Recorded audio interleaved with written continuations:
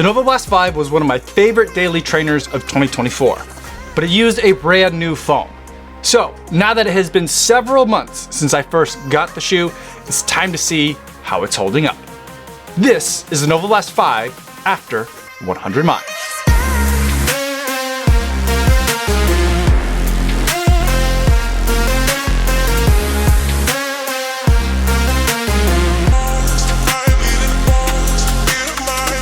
Yo, what's going on? My name is Kofuzi and I'm a non-elite runner who reviews running shoes here on YouTube. And today I want to talk to you guys all about the Novablast 5 after 100 miles. But before I give you my thoughts on this shoe, I do want to go over some disclosures. This is a pair of shoes that was provided to me by ASICS for the purpose of review, so I did not have to pay for this shoe. However, nobody's paying me to make this video or to include their brand in this video, and no one's gonna get a chance to preview any of my footage, my thoughts before you guys get a chance to see this video on YouTube. So with that disclosure out of the way, let's talk about how the Novablast has been holding up after the last 100 miles. And for this update review, let's start with how I've been using the shoe. I've been using the Novablast 5 as a pure daily trainer, the kind of shoe that you could reach for most of your runs and most of the days of the week. It's been a real pleasure to run in for easy runs and longer efforts, and it's also peppy enough that you could use it for some workouts as well. I do find that the back of this shoe is pretty chunky. I feel like there's just a lot going on with the Achilles flare and the amount of puffiness that they have in terms of padding in the back of the shoe. And so I think that some of that contributes to some extra weight, but also it just contributes to a sense of kind of bulkiness in the back of the heel. So I don't really reach for it for some tougher workouts, but for lighter workouts when I'm at the beginning of a training block, or if it's a travel situation where I don't want to bring too many different kinds of shoes and I need something that's pretty versatile, the Novablast 5 has been really useful for me to be able to use. Now, even when I really like a shoe, like I enjoy the Novablast 5, I always try to space out my miles in a shoe so that way there's a little bit more time between when a shoe releases and I do my original review and when I do my follow-up 100-mile review. And I gotta say, after I've been getting back into the shoe, after having given it some time, it's been really refreshing to get back into the shoe. It's a foam and an experience that's really enjoyable to have as a daily trainer, and I look forward to whenever I can get my feet into these shoes.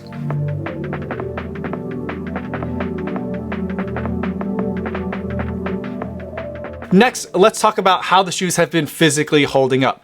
I think that the foam is holding up really well in this shoe. It's still absorbing a great amount of impact from the road, but there's also still a lot of springiness that keeps the experience from getting too mushy. It's a little bit more stabilized than it's been in some of the early years of the Novablast, and I think that's gonna make it a lot more livable for a wider variety of runners.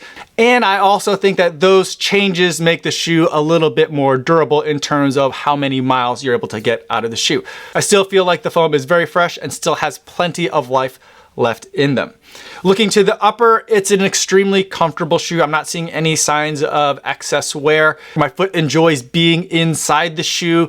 All the kind of extra puffiness that I don't always love when I'm trying to pick up the pace in this shoe are very comfortable to be in, and they're holding up really well. So if you're wearing this shoe for a lot of your easy running, but also a little bit of everyday life, this is going to be a really great companion to have, and I think it's going to be able to hold up to that kind of dual use really well. Moving to the outsole, that's the area where I'm seeing a little bit more wear and tear, at least more visible signs of that. There are a couple of gouge marks in the exposed foam, which is to be expected when you're running in a daily trainer over a variety of surfaces. There's nothing in here that alarms me or that is unusual for rubber outsole coverages of this type.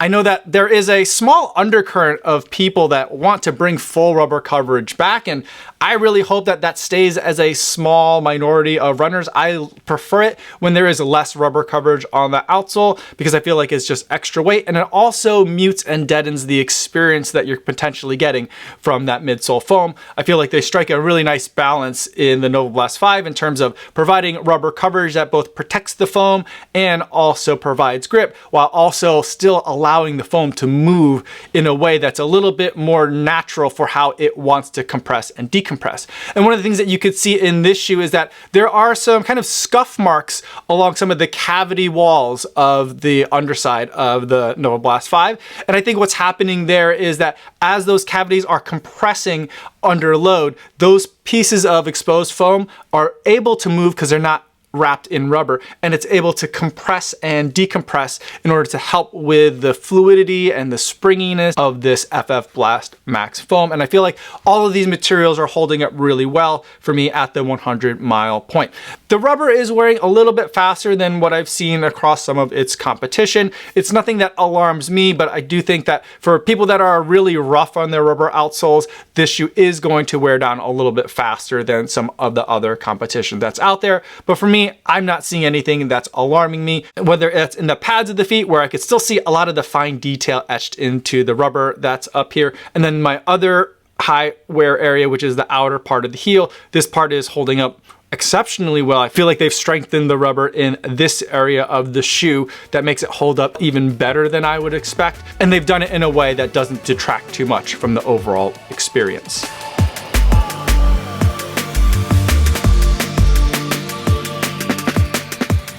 Now, before we wrap up the video, let's zoom out and see where the Novablast 5 fits within a broader ASICS lineup. Now, whenever I take a look at a brand, I always like to start with the Daily Trainer. And for ASICS, that is the Cumulus. This is version 27. This is a workhorse Daily Trainer shoe that you could use for a lot of your days, for a lot of your runs.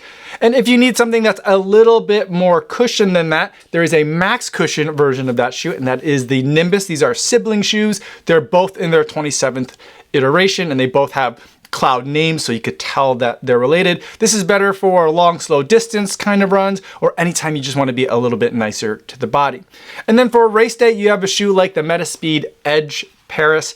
This is a carbon-plated racing shoe that is set up for a really quick turnover and a very snappy push-off, and that would go on the far end of the speed spectrum. And in between that race shoe and your Daily Trainer is something that we call the companion shoe, tempo shoe, workout shoe, speedwork shoe. It has a lot of different names because it is a pretty versatile piece of running. This one has 2 layers of foam, daily training foam on the bottom and racing foam up top, and in between those 2 layers is a carbon fiber plate, so it's got durability like a Daily Trainer, but also some race features as well. And then there's a 5th shoe in the lineup. Not every brand has a 5-shoe potential rotation, but ASICS does, and that shoe is the Superblast 2. This is what I would consider a long run shoe.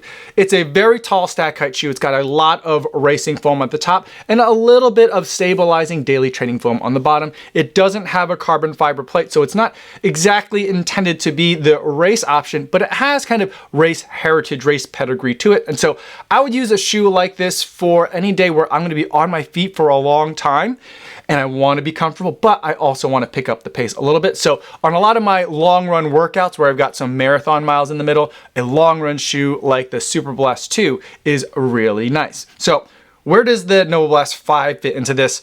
And this is where a lot of the alternatives come into play for a brand like ASICS that has a lot of different shoes and they're trying to cater to a lot of different types of preferences. Now this is a perfectly fine ASICS rotation. A lot of people would be very happy with this, but if you are like me and you find that the Cumulus is a little bit too firm and the cushion in the Cumulus doesn't provide as much kind of dynamic spring as you might like, then you could switch that out for the Novablast 5. This is a Daily Trainer. They're each the same tool, but customized to different sets of preferences. And instead of the Nimbus, ASICS offers the Glide Ride Max, which looks a lot like the Nimbus. There's a lot of similarities visually here, but this shoe also has that FF Blast Max foam that's in the Novablast 5. And it does that same max cushion thing where if you just need to be a little bit kinder to the body or are gonna be on feet for a really long time, this is a very cushioned and plush way to cover those miles.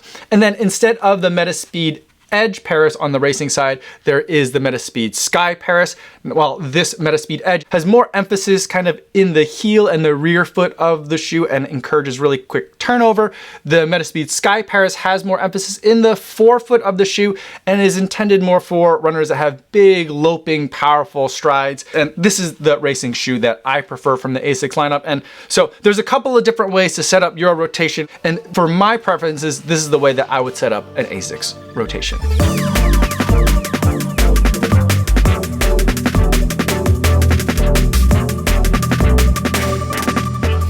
Now let's wrap up the video by going over the buying guide, and we'll also discuss some alternatives.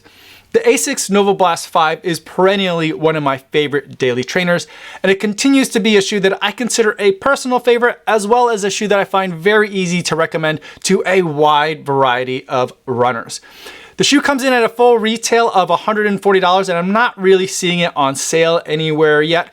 But if you're looking to save a couple of bucks, you can drop back to last year's version from reputable retailers at a price of about $120. But let's also discuss some of the alternatives that are out there, because competition at the top end of daily trainers is starting to get really fierce. The first shoe that I want to take a look at was my favorite daily trainer of 2024, and that's from New Balance. This is the Rebel version 4. These two shoes offer very similar experiences where they're light, spongy, springy daily trainers that absorb a lot of road impact, but they also have a lot of pace versatility as well. They can go long and they also can go fast. I think that the big difference between these two shoes is what's going on in the heel. It's not nearly as chunky and puffy in the back of the Rebel version 4, and the Peebo blend that's in the Rebel version 4 makes for a shoe that is both durable, predictable, but also exciting. And these two shoes come in at the same full retail of $140. And then the next shoe that I want to compare to the Novablast 5 is the shoe that's likely going to be my favorite daily trainer of 2025, and that's from Adidas. This is the Evo SL. This is a shoe that uses Light Strike Pro. It is not the latest version of Light Strike Pro, but it is a race caliber foam, and it does not have a carbon fiber plate or energy rods or any of the other rigid elements that Adidas puts into their race shoes. It does have a pretty aggressive geometry. It's shaped much like the Adios Pro 4, but it's overall tuned for daily training, and that really doesn't make sense to me on paper, but on foot it really works. You could take this shoe for easy runs, long runs, recovery runs, and you can also do a lot of workouts in it. And because it's pretty trimmed down and race ready in the back of the heel, there isn't a lot of puffiness, there isn't a lot of structure back there. I feel like the Evo SL does a much better job of picking the pace and doing a wider variety of speed work sessions than the Novablast 5 can handle. The price is higher at $150, but it delivers so much. It not only can do a lot of different types of running, it can also do it for a lot of different types of runners. My friends of all different shapes and sizes and paces all seem to uniformly like this shoe, so it's on the very short list for shoe of the year for 2025. Unless you're specifically looking for those elements of extra comfort that the Novablast 5 have, or a little bit of extra stability that the foam of the Novablast 5 provides, for a lot of you, it's going to be worth the extra $10 to go to the Evo SL. So those are my thoughts on the Novablast 5 after 100 miles. If you have any other questions about this shoe or any of the shoes that I talked about today, feel free to put them in the comments down below, or better yet, stop by the live stream that I do Mondays and Thursdays over on the Kofuzi Run Club channel. I'd love to see you guys over there in the chat. That's all I have for today, everybody. Thanks so much for making it all the way to the end of this video. Hopefully you guys are staying safe out there on your runs, and I will see you in the next one. Yo, what's going on?